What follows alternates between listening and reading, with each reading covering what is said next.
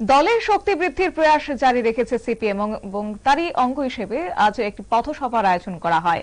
সোমবার বিকেল 5টা নাগাদ নরেন্দ্রনগর এলাকায় সিপিএম এর এক পথসভার অনুষ্ঠিত হয় এবং এই পথসভায় উপস্থিত ছিলেন পানিসাগর মহকুমা কমিটির নেতৃত্ব অজিত দাস সহ স্থানীয় নেতৃত্বরা। গোটা বিষয় নিয়ে কি রয়েছে সিপিএম নেতৃত্বের বক্তব্য শুনুন। করেছে হায়ার এডুকেটেড ছেলে মেয়েরা আজকে ওই রাজ্যে তারা পাড়ি দিতে হয়েছে, কারণ এই রাজ্যে কোনো রোজগার নাই, এই রাজ্যে রুজি নাই।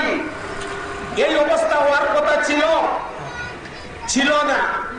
তারা বলেছিল আমরা আসলে ডবল হবে, ডবল চাকরি হবে। আজকের সময় দাঁড়িয়ে এই রাজ্যে নতুন করে চাকরি বন্ধ, বেকারের চাকরি নাই, গ্রামের রাস্তাঘাটের উন্নয়ন নাই, নতুন রাস্তা নাই, নতুন স্কুল নাই, নতুন হাসপাতাল নাই, নতুন কিছু নাই। কোনো কিছু নতুন বলতে পারবে এই সময় তারা করেছে। এই সময় নতুন যে কাজ তারা করেছে, কয়েকটা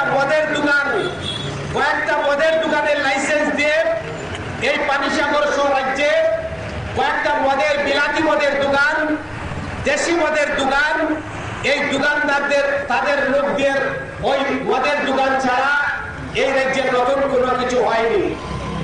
আমরা বলতে চাই, এই কথাগুলো যখন আমরা বলি, এই কথাগুলো যখন আমরা বলতে যাই, আমাদের সভা করতে বলা হয় এখানে সভা করা যাবে না।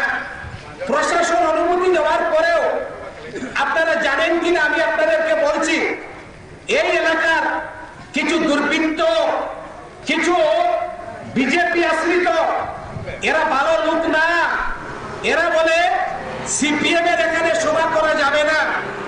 আমি তাদেরকে বলতে চাই, আরে ভাই, হিটলারের নাম শুনেছ তো?